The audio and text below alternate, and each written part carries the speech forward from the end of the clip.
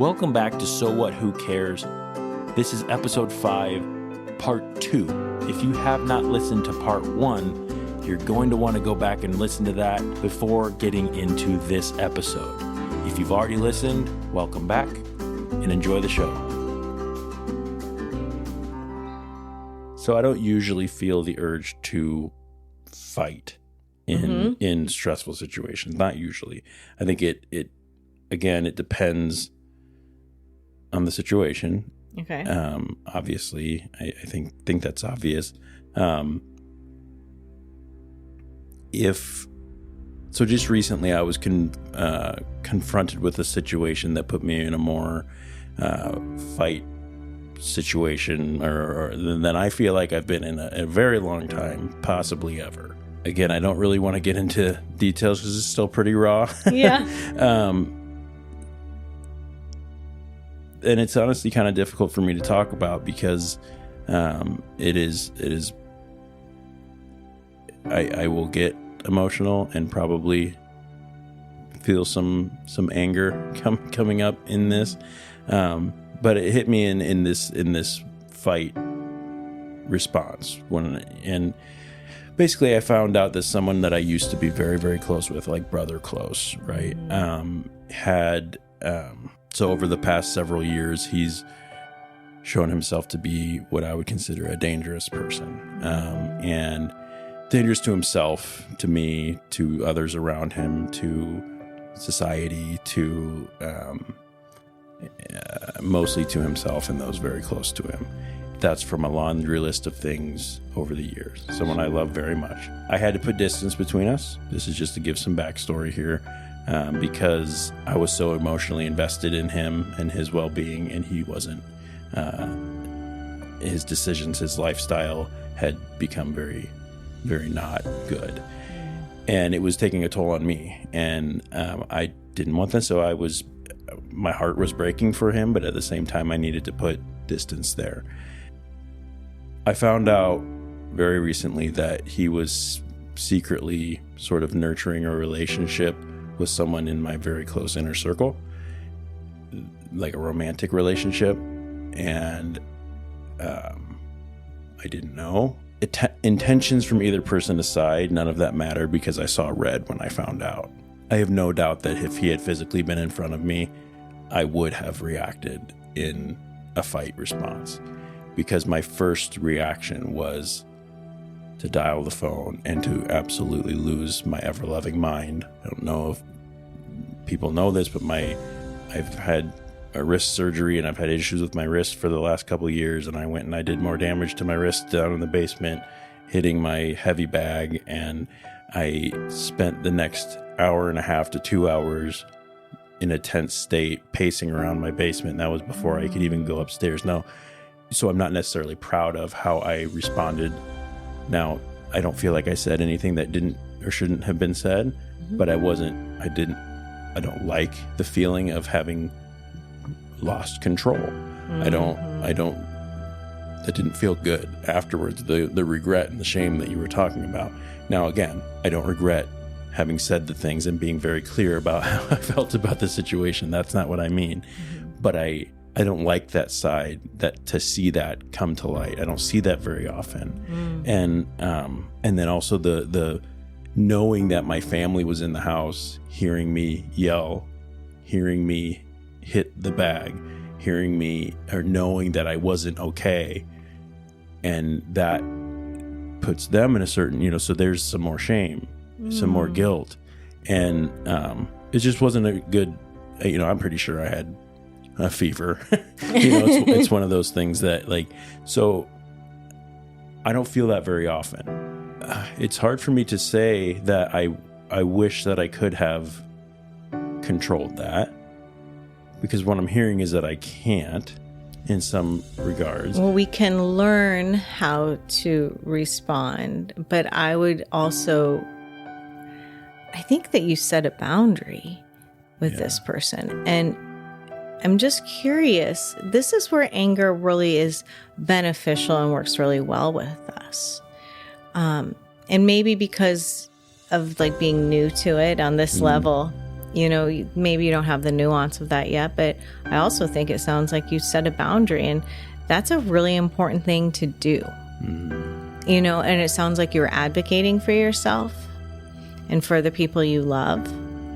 And that's an important thing to do.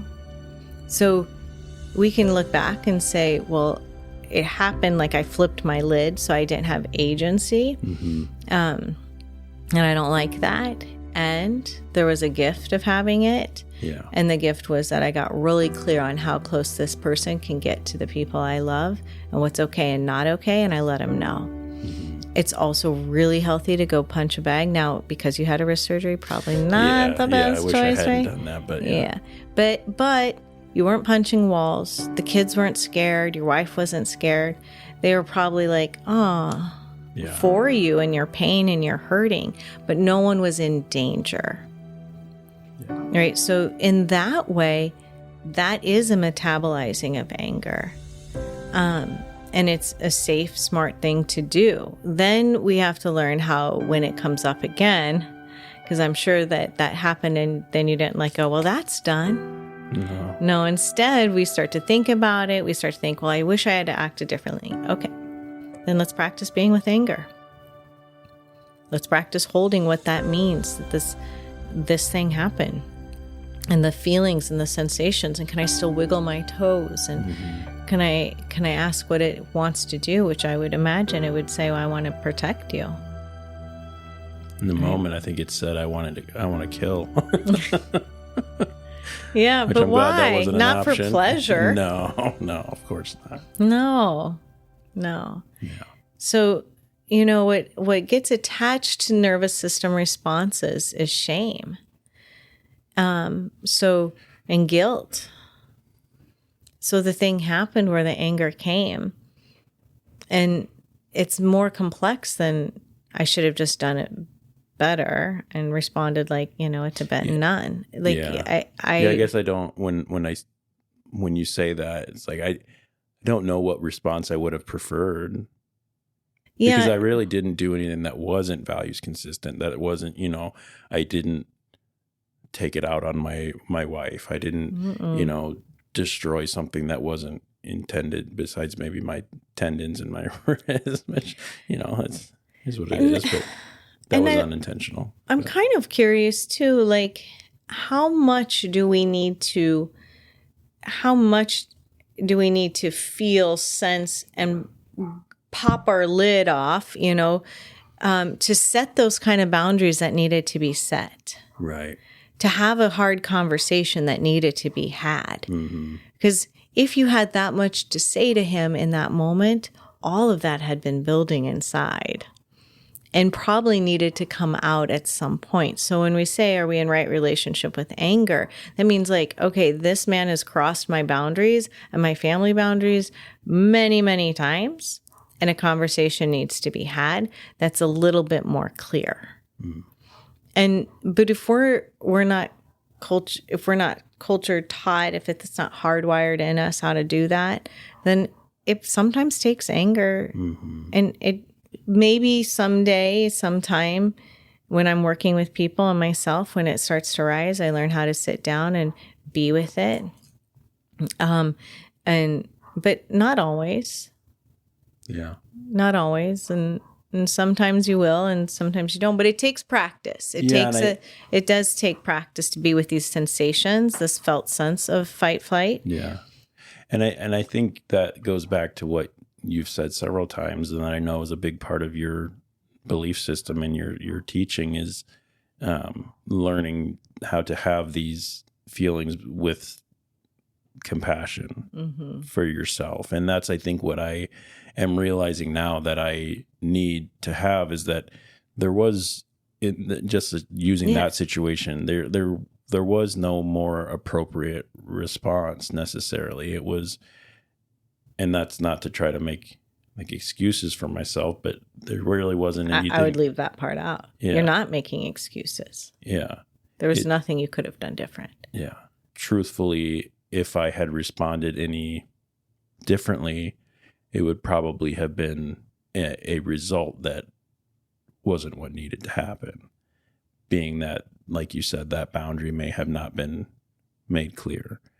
Mm-hmm. I may have felt more shame or guilt because I didn't respond in a way that got those things said. Yeah. I'm just and I think you said it well. I'm not well versed in the fight response. That's not usually my knee jerk. Mm-hmm.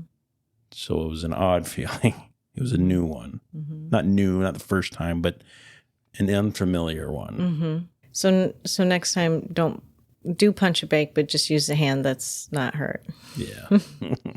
And they're both hurt. That's the problem. Oh man, you're gonna have to pick up like kickboxing. Yeah, I should have kicked. You just kicked, right? Go for a run. Maybe there's something a little friendlier for your wrist. Yeah, and I felt like a beating needed to happen. Yeah. Anyway. Yeah, use those feet. Yeah. But it is just this human condition is what we're talking about, and we're going to have moments in time, and that sensation rising in us.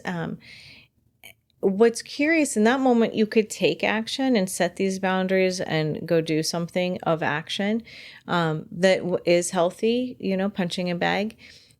Sometimes we're on social media and we read something and we have that same response and we don't know what to do. We can't pick up and be like, I'm setting a boundary with you and what you're doing right now, because that line's not available to us. Yeah, I don't know the White House's phone number. That's right. But there are actions we can take. There are things we can do. And there is a sense of like motoring it out. Sometimes we need to motor it out. And then just doing something to get the energy out. Yeah. If it's jumping jacks, if it's whatever it is, some movement, dancing. Dancing is a great one. Freeze dancing. I would just dance. Just dancing. Just dance and dance and dance. Okay. Improvisational movement where you're using creativity, coloring, drawing, like anything that's engaging the right side of the brain or movement, working out. These kind of things do help. And we have to learn how to be with that sensation in a way that is like loving kindness. That doesn't mean to the person that's crossing boundaries. Sure. But that means with myself. And so does the sensation or the emotional reaction with time can cause like physical illness? So we have to really go like, how long do I carry it? How do I work with it? How hard do I hold it? So let's talk about befriending then. Yeah. What is that? So befriending is, here's this difficult emotion. We're using anger, but fear, worry, these other emotions that are more difficult. If we could start to befriend them, meaning here they are. I'm not just, maybe I'm sensing it in my body. Maybe I'm just aware of it. And instead of, I don't like it, make it go away. We just say, tea and cake with demons, right? Let's have tea with it. I'm going to pour you some tea today. Worry, you're here visiting. I sense you. I can feel you churning in my belly. I know that you've got a story. And I'm just going to sit with you. And maybe you have something to share. And maybe I'll ask you to go ahead and leave. Right? Befriending doesn't mean they take up, they're star of the show. Yeah, right. We learn how to be with them, and then they dissolve. No one's hard for me. I'm not gonna lie. Befriending. I know when we worked before about befriending the pink anxiety monster that was in me, and showing compassion to it. That's hard for me. That's one I need to work on. It's not an easy practice, but neither is just living with it free willy-nilly. The idea of we're just existing with it, as it, becoming it, that's not easy either. Right, because we don't want to sit in discomfort. That sucks. Yeah, we don't like the No. feeling of worry either. But the idea of like, I'll just fight it. I'll push it away. I'll repress it. I'll depress it. Depression. I'll let it run the show isn't the same either. That's not working. Mm-mm. And so if we try on compassion practices, and research and science shows, but if we try them on and we start titration, like we talked about last time, little bits at a time, then with time, when they show up, we learn how to be in relationship with these emotions, feelings, sensations, and even some of the stories from a different place. Okay, so what are some things then that when we're feeling these things, when we're trying to live, and we've got the revving, and we've got it, we're going, it's there, whether that's fear, whether that's anger. Anger's the one that is raw because we just talked about it for me, but like panic, worry, fear, all of these. What can we do? How do we work through those? So I've got a couple of things coming to mind, and I just had this thought of like, if we look at fight as argue and flight as avoid, right? So that we're clear that flight has that kind of energy of flight too, right? You're not necessarily running physically away, but avoidance of the thing. Avoidance, I think that's noteworthy or important to mention with flight energy, is that sometimes we'll say, oh, I'm a peaceful person, but we're just avoiding conflict. We're not engaging in the hard conversation. Is peace. Yeah, but avoidance doesn't feel peaceful.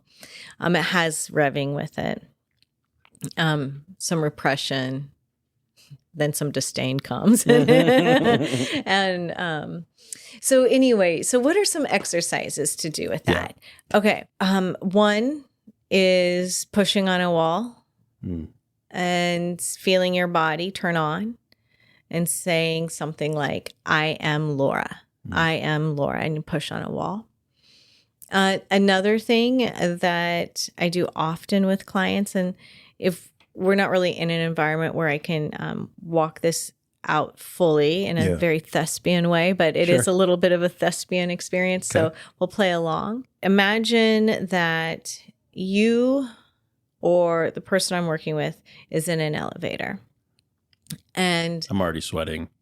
Just joking.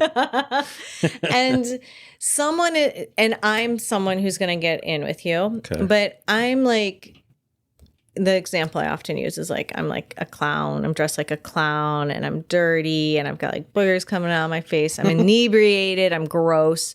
I'm not someone you want to be in an elevator with. And in fact, if I get in the elevator with you, something bad's going to happen. So when I go to get in the elevator with you, as I walk towards you, I want you to say to me, back off. And so if we were standing up and we had that kind of room, we would practice this action back and forth. So as I'm getting closer to you, you say to me, back off.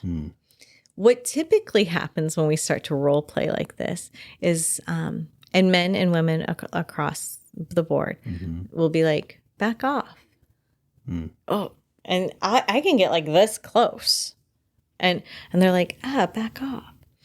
There's a sense of like, again, it's this back off, taking up some space. That's one. And that one's kind of fun. Telling someone to back off when you're backing away from them. So as doesn't get the point across the way that you're feeling like you want them to be able to, like you said, take up that space and hold a boundary. If I got to put my forehead on your forehead, that's what we're doing because you're the one that needs to back off now. Yeah, like I want your hand out. So eventually what happens is my person I'm working with is like pushing me back. But there's this other thing that happens is anxiety sort of rises in us, or that feeling, again, of that fight flight. It starts low and if we can feel it or sense it, it kind of starts to rise. And I'm not saying back off, but I'm saying when it starts to come, can I be with this? Can I be with this? That's not a 10. If you're at a 10 and and you flip your lid. That's way different. But I'm talking like, whoa, I can feel this thing rising in me. Enough. I'm going to wiggle my toes.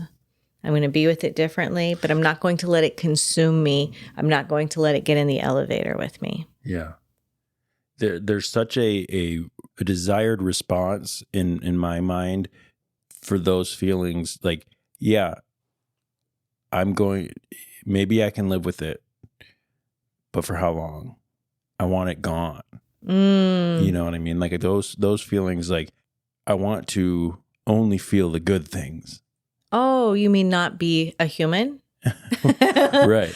Okay, so that's the next episode. Okay.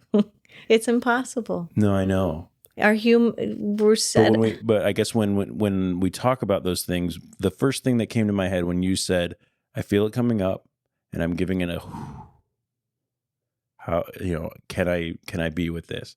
The first thing that went through my head was, but for how long? Right. How long? How long do I have to before that thing goes down? Maybe a second. Can I be with it for a couple seconds until it dissolves? Can I be with it a little longer? Oh, watch the storytelling. Oh, here it is. Oh, there it goes. Okay, nope. Now what's here? So what happens when it doesn't want to go away? Okay, so it's That's interesting. probably another episode Yeah, in and of itself. but it's true that there's this other thing that happens when we think we're like, I don't want to be with it. I don't like it. I just want to feel bliss. Then I'm going to push that away. And guess what? You're still with it. You're still touching it. It hasn't dissolved. It hasn't changed form and come back around. There's more gripping in the pushing away than learning to hold it like water. You're still very much in that fight, in that conflict, whatever it may be. Yeah. In contact with. Yeah, you're absolutely. Right. So how can what is this here? I can feel it. I can sense it. It's rising. I'm with it. Maybe I need to reach out to a friend. Maybe I need to meditate. Maybe I need to go for a run. It's not to make it go away like as much as it is to learn how to include it in everything, to be with it all. Would it be fair to say, to not necessarily make it go away, but to not pay as much attention to it, not make it as much of a star of my show as it's trying to be at the moment? It kind of depends. It depends because sometimes things need to be voiced and it needs to come up and it needs to be heard, and there needs to be like a relationship with like worry. So that and sometimes there's like, I need to have a bit of a boundary with this thought pattern that's creating this emotion, because it's some thoughts make thoughts, some thoughts make action, right? And these thoughts that are making thoughts that are causing a nervous system response, a spiral. Sometimes we do need to go, oh, enough, no more. And if that's just for a minute or 2 minutes to break it, great. Sometimes that's because it's just thoughts. They're often not true. Right. And our brain is wired with that negativity bias. So we're going to be thinking worst case scenario. It's going to be giving us negativity. It's going to be that motherfucker. I forgot. I can that you do whatever you want. Yeah. Okay. So that guy's coming back. He's coming for my family. Yeah. And then we're thinking, and it's not even happening. Right. And then we go, these thoughts are true. And now I've got this anxiety and I'm worried and I'm pissed off again. And so sometimes it's thoughts that we need to go like, whoa. In meditation, there's like watching them go by like clouds in the sky, these thoughts. There's sometimes like, let me be in relationship with them. And sometimes it's got to be like, enough. Done with you. That thought's really complete. I got the job done. That's a nice thing. A lot of people I work with, we learn how to say like, especially ruminate, like I got that job done. That thing that happened with that person, you got the job done. You set the boundary. You worked it out. It's done. Now, if he comes back, if something happens again, you'll have resource to respond, but you won't be more prepared by ruminating on it. True. Yeah. So what would it be if it was complete? You asking me that? Yeah. I mean, what would it be for you if it was just what was done got done and that part's complete? Yeah. I don't know how to answer that. I don't either. It's not something that can be answered in seconds. It's something to consider when we're working with thoughts that are creating fight, flight responses. Or we're working with emotions that are triggering fight, flight responses. So you had asked me what are some exercises. Yeah. We really went That's on all right. another direction. Yeah. Anytime we can engage our sensory system. If it's if we're like this, doing this thing, we're about to flip our lid. Sure. That's going to be a little bit different. If we're just if we're sitting with like rumination, and we need to like kind of snap out of some of the stuff, our sensory system is really cool to engage. So if I said to you right now, imagine an orange and like the citric acid of the orange and the flavor of the orange and the taste of the orange, and really let yourself be with that orange and what it's like. It like changes things, right? It does. Yeah. I felt it. I could feel it. Like, yeah. I know. And all of a sudden I'm like, my mouth's so dry. I really want that orange. There's little things like that we can do. Mantras or songs that come back to us. We can remember a poem or like a mantra that we could say to ourselves. When I start to get that feeling, like in my toes and finger, like that float, like, I'm getting that rise, that rubby thing. Again, it's not to avoid it, but if I know it's coming from something that's done and complete, sometimes I'll move to this, and it's so wild. It's Tony, please come down, help me find what's lost and can't be found, which, I grew up Catholic. So that's like this thing that comes out of nowhere. St. Anthony. Yeah. And it's right back to, and it's like what I've lost is a sense of self. So it's a reminder to me to like come back to this. Okay. Yeah. Take a break. So those are wiggle your toes always. If you're starting to feel the rise and then tense, like, are you in your feet? Be where your feet are. Be where your feet are. Yeah. Ground yourself. Yeah. Those are some ideas, right? Cool. The traveler sat back, his breath still catching up with him. His hands ached from gripping the oar. His pulse thrummed in his ears. It had all happened so fast. One moment he was safe, the next, he was in the water, his body reacting before his mind had a say. And maybe that was okay. He hadn't chose to panic. He hadn't decided to fight. His body had done what it was built to do, keep him alive. Now the moment had passed, he was safe. With a final glance at the horizon, he kept on moving toward it.